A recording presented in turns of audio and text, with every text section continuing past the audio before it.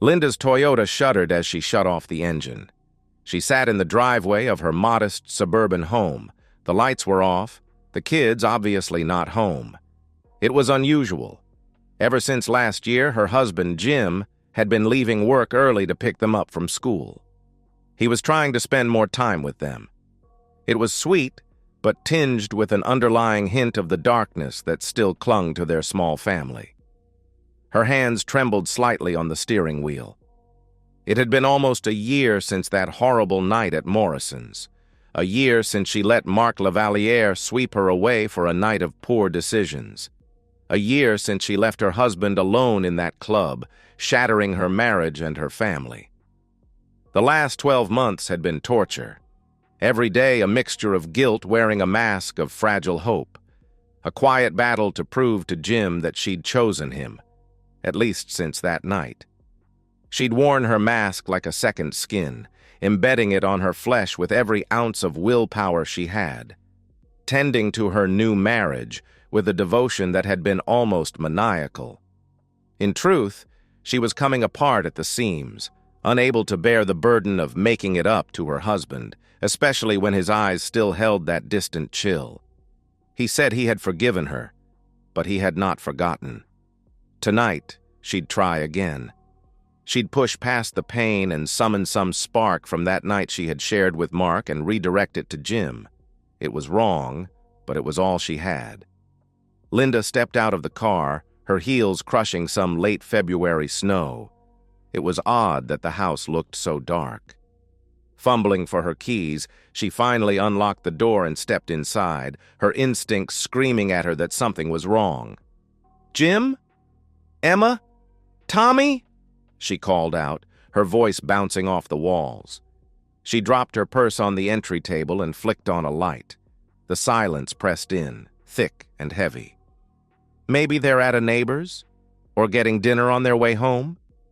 She checked her phone again for messages, but found none. She sent a text. "Honey? Are you with the kids? When are you coming home?" That itching in the back of her skull was getting louder. She went next door, then across the street. No one had seen them.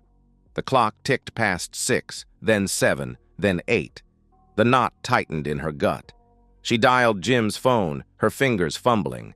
She left a panicked message on his voicemail. She tried Emma's little prepaid cell, then Tommy's school friend's mom. Nothing. Her breath quickened as she paced the living room, the familiar hum of their home now a mocking void. She called her parents, her voice cracking. "Mom, they're gone. Jim and the kids, they're not here. I've been calling, but they're not answering." Her mother's tone was gentle but edged with something Linda couldn't name. "Oh, honey, are you sure they didn't just step out? Maybe Jim took them for ice cream or something?" "No, Mom. It's too late for that. Something's wrong, I can feel it." Linda's eyes darted to the window, half expecting to see them walking up the path. Nothing. "Well, call the police if you're that worried. But Linda, after everything, maybe he just needed some space." Linda hung up. She knew what her mother meant. The night with Mark, the public humiliation, the destruction of Jim's trust in her. Space?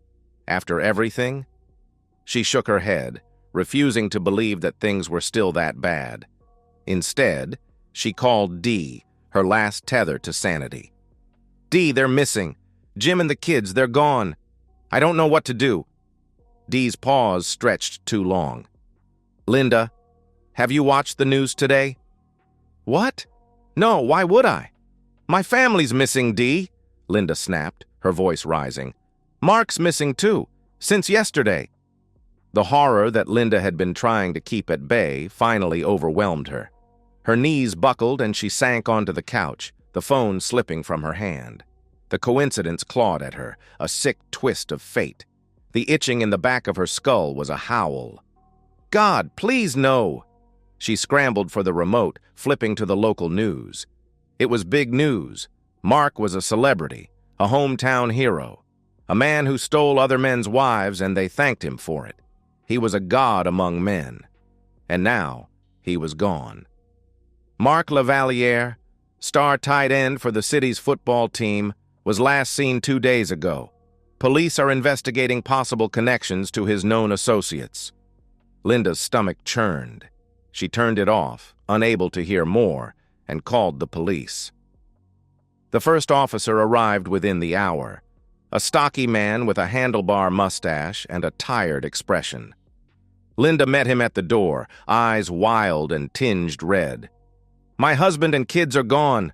I've called everyone. Please, you have to find them," she pleaded. The cop scribbled as she spoke. "When did you last see them, Mrs. Grayson?" "This morning. I kissed Jim goodbye before work, dropped the kids at school. Everything was normal." Her voice broke. "Please, they're my whole world." He nodded, but his next question shifted the air. "We need to ask about Mark Lavaliere.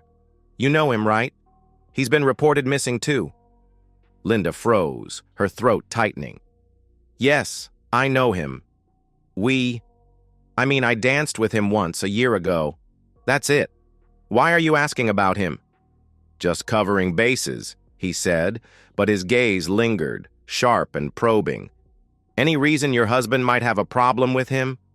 She flinched. The implication was heavy in the air. Yes, there was a thing, but it's over. Jim wouldn't. He's not like that." Her words sounded hollow, even to her. The officer jotted more notes, then left with a promise to follow up. Linda stood in the doorway, feeling the neighbors' curtains twitch, their eyes boring into her, judging her. She slammed the door shut and sank to the floor. Jim wouldn't hurt Mark. Would he? But the doubt festered. Something dark and twisted, birthed almost a year ago, finally took root in her brainstem, a seed planted by that look in the officer's eyes and nurtured by her own unrelenting guilt. The days washed away, colder than the waves on Lake Michigan. Linda called Jim's parents next, her voice raw from shouting into voicemails. "Mary, it's Linda. Jim and the kids are gone. Have you heard from them? Please tell me if you know anything." Mary's response was cool, clipped. "No, Linda, we haven't. But honestly, can you blame him if he left? After what you did with that football player, parading it around for everyone to see?" Linda's chest tightened. "I've been trying to fix it, Mary. Every day for a year. I love him. I love the kids. Please let me know if you hear from them." "We'll let the police know," Mary said, and hung up. Linda stared at the phone. Her mother-in-law's words stung, parading it around. She hadn't paraded anything, had she? But the town knew. The gossip had spread like wildfire after that night, and now they were staring, whispering behind her back. She felt it every time she stepped outside, their eyes accusing her, branding her the adulteress who'd driven her family away. The next week she stopped going to work. Her boss called, his tone sympathetic but firm. "Linda, we need you here. You've missed 3 days. What's going on?" "I can't," she mumbled, her voice flat. "My family's gone. I have to wait for them." "Take some time then, but you need to let us know when you're coming back." She didn't answer, just hung up, and let the phone clatter to the kitchen counter. Work didn't matter. Nothing mattered but Jim and the kids walking through that door. The chaos in the house began to reflect her own unraveling. Dishes piled in the sink, crusted with uneaten food. Trash bags slumped against the walls, spilling wrappers and coffee grounds. She stopped bathing, her blonde hair matting into greasy clumps, her skin prickling with neglect. Strange rashes broke out on her shoulders, flakes of skin always present under her scratching nails. She sat wordlessly by the window, curtains parted just enough to watch the driveway, waiting. Always waiting. Friends stopped calling. The neighbors stopped knocking. Even her boss had stopped trying to contact her. She didn't care. She was avoiding them anyway, avoiding the whispers, the judging stares. She wanted to crawl into her own skin.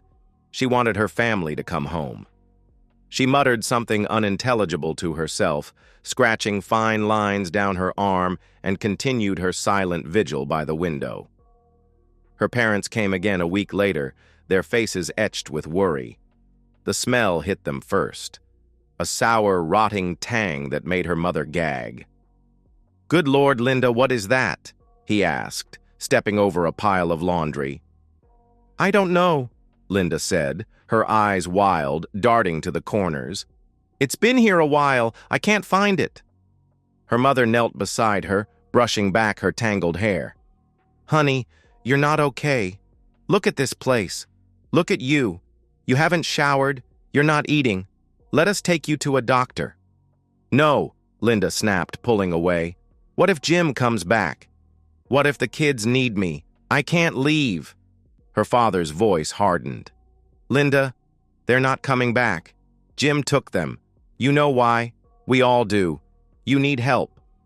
"You think I deserve this," she whispered, tears welling. "You're judging me too. Everyone is. I see it in your faces, the way you look at me like I'm trash." Linda's father looked like he wanted to say something, but he held his tongue and turned away, rubbing his face. Linda knew that look. He never did know how to deal with her. Her mother stepped in to cover.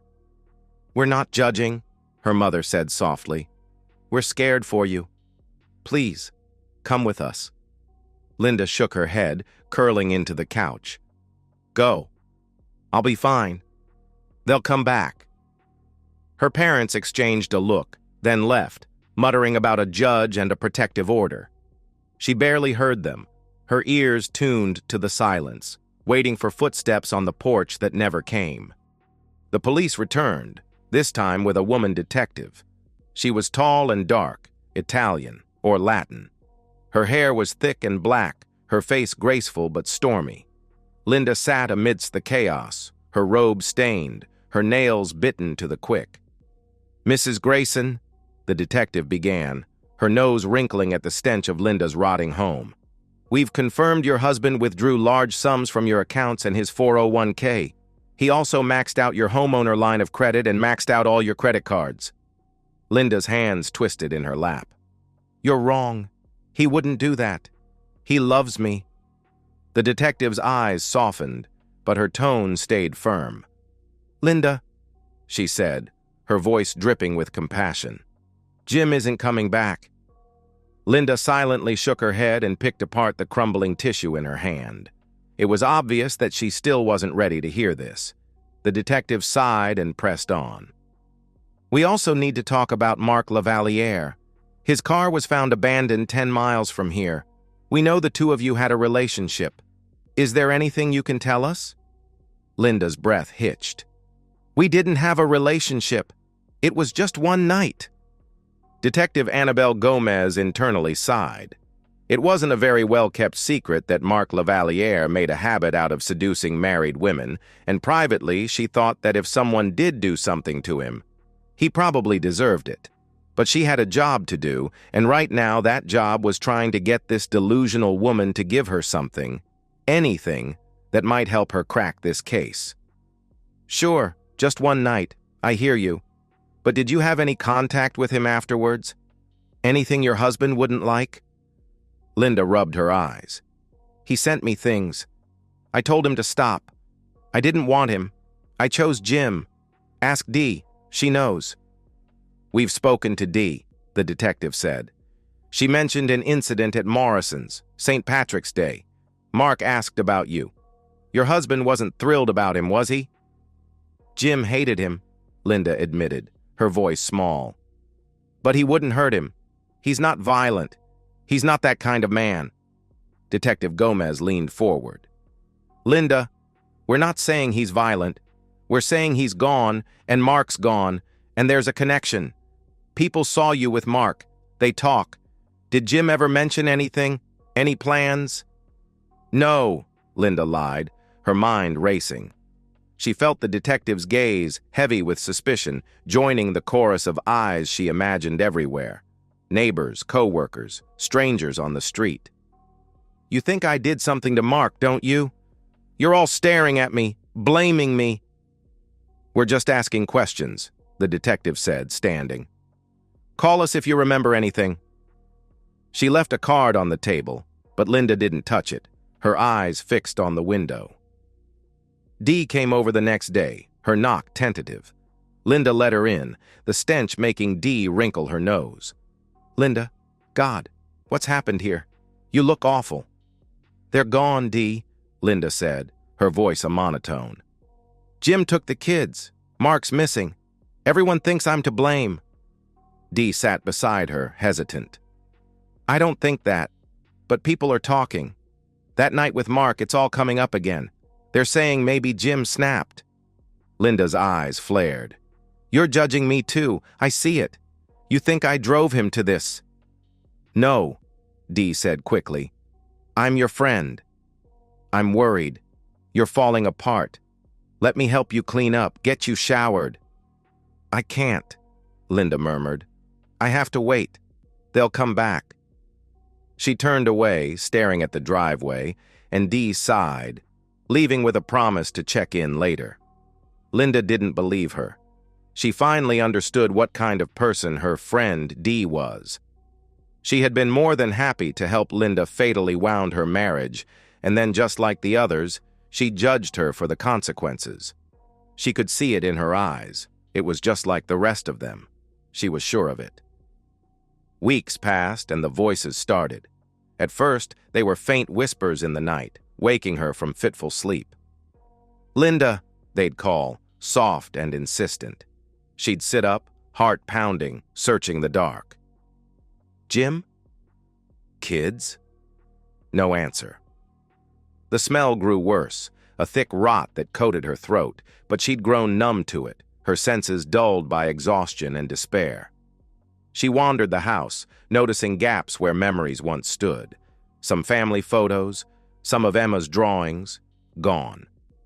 She looked for her wedding album but couldn't find it. In desperation, she tore through closets, under beds, but came up with nothing but dust. The voices grew louder, a chorus now, calling her name, mocking her.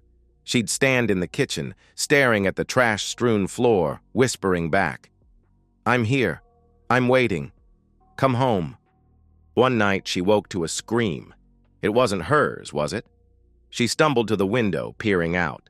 Shadows moved across the street, neighbors glancing her way. They knew, she thought. They were laughing at her, pointing, their eyes burning through the glass. She yanked the curtains shut, her breath ragged, and sank to the floor, rocking herself. "I didn't mean it," she ranted. "I chose you, Jim. I chose you." Her parents returned, their faces grim. The smell was unbearable now, a wall of decay that made her father retch. "Linda, this is insane," he said, his voice sharp. "You're living in filth. What is that smell?" "I don't know," she snapped, her eyes darting. "It's not my fault. You're blaming me too, aren't you? Everyone is." Her mother knelt, tears in her eyes. "We're not blaming you. We love you. But you're sick, honey. You need help." "No!" Linda shrieked, scrambling back. "I can't leave. They'll come back. You don't understand." "We do," her father said, softer now. "But you can't stay like this. We're going to a judge tomorrow. We'll get you help, whether you want it or not." They left, and Linda curled into a ball, the voices swelling around her. "Linda, Linda," they chanted, a relentless tide. She pressed her hands to her ears, sobbing, but they wouldn't stop. She hadn't bathed in weeks, her skin sticky with grime, her clothes stiff with sweat. But she didn't care. She'd wait forever if she had to. The final night, the voices roared, a cacophony pulling her from sleep. "Linda!" they shouted, clear as bells. She staggered up, her legs weak, the air heavy with ruination. Something drew her to the basement, a pull she couldn't resist. She hadn't been down there in months, hadn't thought to look. Her bare feet slapped the cold steps, the smell choking her, but she pressed on, flipping the overhead light. She wanted to scream, but nothing came.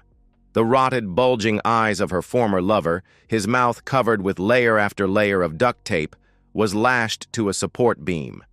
He was naked, his form no longer perfect, no longer exuding anything other than rot and decay. Linda saw the pool of blood at his feet, traced it up his legs, and saw evidence of severe mutilation. The room began to spin as the horror and truth crashed in. Jim had done this. He had taken everything, their family, her sanity, and in return he had left her this. The message was clear. "But I chose you! I chose you! I swear I did!" she howled.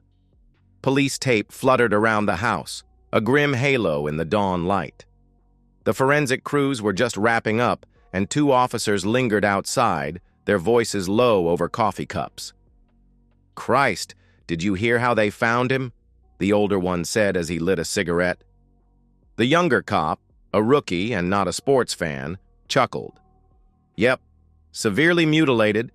Couldn't have happened to a nicer guy." The older cop shrugged and took a sip of coffee, the steam from his drink mixing with the smoke exhaling from his breath. "I don't get it. A guy like that, famous, loaded to the gills. He could have anyone. An endless supply of models or actresses. Any attractive woman he wanted, and he does this? Targets half the married women in Chicago?" "I hear you," said the younger cop. "Did you see the wife? Middle-aged, bottle blonde, unremarkable. The man had to be insane, or he had some serious psychological issues going on. Like, what the heck?" They shook their heads and finished their coffee. The entire situation was messed up. Someone had almost immediately talked to the press, and the tabloids were having a field day. It'd probably take some time, but eventually someone would start to wonder about the husband and the missing kids. Were they missing, or would they find more bodies in that house if they looked hard enough? Or perhaps they'd find them in an abandoned car off a rural road, or in a burnt-out building, or washed up on the shores of Lake Michigan. More horrific things had happened, and this seemed to be the kind of tragedy that had no happy ending. Linda lay in a hospital bed, her eyes hollow, fixed on the door. They had tried to use drugs and therapy to stitch her back together, but she waited, always waited, for Jim and the kids. The discovery of Mark's body had put the spotlight on her family tragedy, and soon the entire nation knew the story. The night at Morrison's, the tactless friends who covered for and encouraged her, the long list of other married women who ended up as fodder for what the internet called Mark Lavaliere's sick obsession with targeting married women. She knew it was true. Sure, she had been beautiful, for a nearing middle-aged mother of 2, but Mark was young, handsome, outrageously fit, famous, and rich. He didn't pick her because she was irresistibly beautiful. He picked her because he wanted to ruin her, and she had happily let him. Linda had leapt at the chance to become a more than willing accomplice to her own destruction. All because she wanted to believe that her aging body, changed after bearing 2 children, made her desirable to a man she knew should never want her. Jim's revenge had splashed across screens and papers around the world, and Linda had become a reviled, cautionary tale of a woman.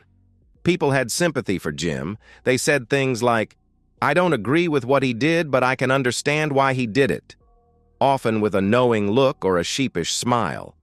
Linda, however, was nothing more than an unfaithful wife, a narcissistic woman, a selfish person.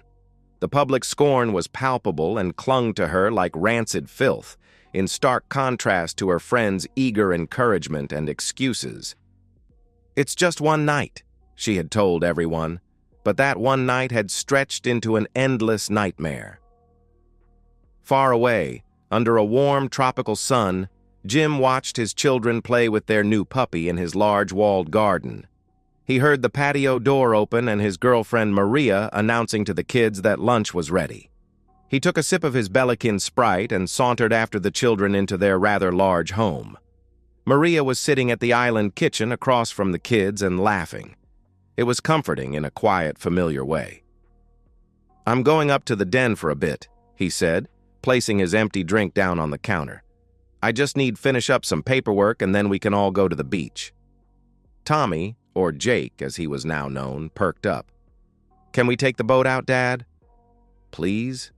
Jim smiled and said, "You bet sport. Now be good for Maria. I'll be right back." There had been a lot of boat trips, trips to the zoo, presents, new toys, and recently a puppy over the last few months.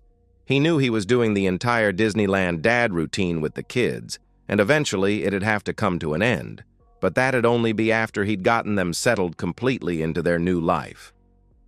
Up the stairs and behind the locked door of his library, he logged onto a secret email account through an encrypted proxy and read the latest report from the PI he was still paying. The police were obviously still looking for him. They knew that he had fled the country but weren't certain where. That was good news, and he hoped that his luck would hold out. Linda was still in the hospital. It looked like her mental breakdown might be more serious than anyone initially thought. This gave him a dark sense of satisfaction that even after everything he had done, still surprised him in how pleased it made him feel. Darn that woman. Jim had done a lot of things that he never thought he'd do. Things that had been all but incomprehensible to him before that leap year night in February. Things that still made his skin crawl in the darkest parts of the night. What was it that Churchill said? Even a cornered rat is dangerous? That's what he had been. A cornered rat. A helpless victim, torn between his love for his children and a lifetime of emotional abuse and manipulation. Linda, he had concluded, must be some sort of sociopath to have done what she had to him, so brazenly and so publicly. To make matters worse, she was completely without remorse, saying nonsense like how he loved her so much that it made it okay, or understandable for her to eviscerate and emasculate him. Then, when he read her confession, he understood the depths of her absolute disregard for him. She didn't even have the decency to lie about what a fantastic lover her football star had been. It made him wonder if part of her strategy, aside from the constant manipulation, was to just make him feel so small and insignificant and inferior that he'd stay with her out of gratitude for having even a scrap of her attention, as if she was some kind of prize. Jim had learned a lot from Linda and their friends. He learned about callousness, about misdirection and lies, about how efficient it was to turn trust into a weapon to destroy people. He learned it well. He nurtured his resentment and choked down his shame as he forgave her as part of LW's emasculating stunt with that woman Ellen. And then he planned. Money was easy. Linda never did the books before or after her betrayal. He simply cashed out investments and moved funds to an overseas account. He tricked Linda into co-signing on a second mortgage for home improvements by preying on her desire to make it up to him. He secured passports and documents for the children and had them altered. He drew down his 401k and sold everything he could get his hands on, leaving Linda broke and him with enough startup capital to begin a new life, with a new name in a new country. He started being more romantic and flirtier with Linda, even taking her back to their bed. It was all part of his own misdirection. He convinced her to send him inappropriate photos while he was at work, and she was all too eager to comply. He had long ago copied Mark's cell phone number out of Linda's phone, and with a burner and some pictures he lured Mark to his fate. "Use this number. I don't want my husband to know you're seeing me." The violence had been liberating in ways that Jim had never imagined. The look on Lavaliere's smug face as he approached his restrained body with the almost comically large garden shears was priceless. Was he a monster for killing Mark? For ruining Linda? For stealing their kids? Absolutely he was. He knew that he had done evil, worse even than Linda had done to him and their children. But what choice did he have? The weight of the expectations of friends, family, and society had borne down on him. Either accept it and lose himself, or fight it and lose everything else. There was no acceptable way for him to win or even leave with his dignity and life intact. He was the cornered rat. So, he bit back. Someday, maybe even soon, he'd be held accountable for his crimes, either in a court of law or in the afterlife. Still, he would not change a thing. He couldn't. Jim Grayson, the affable and trusting guy who devoted his life to a faithless woman, had fallen into a nightmare, not of his own making, and what woke up from the dreaming was the monster. a waking terror that hated with a passion that mirrored the love that Linda had so cruelly extinguished. Jim shut down his computer and pushed his chair away from his desk. Even here, under the bright tropical sun, the monster cast a long shadow. It'd cling to him for as long as he walked the earth, but he was certain that from now on he'd control it and tame it. So long as he had the kids, the monster would stay where it belonged. He'd continue this dream for as long as he could. Enjoy every moment of it. Savor every new experience. His nightmare no longer had any power over him, and God help anyone who tried to wake him from his dream. And so, we've reached the end of today's story. Was it what you expected, or did it take a twist you didn't see coming? I'm curious to hear your thoughts. Share them in the comments below, and let's get a conversation going. If this story kept you hooked, make sure to hit that like button. And if you're new here or just haven't subscribed yet, now's the perfect time to join our community. I bring you fresh, captivating stories every day, so click that subscribe button and turn on notifications so you never miss out. Thanks for watching, and I'll see you in the next one.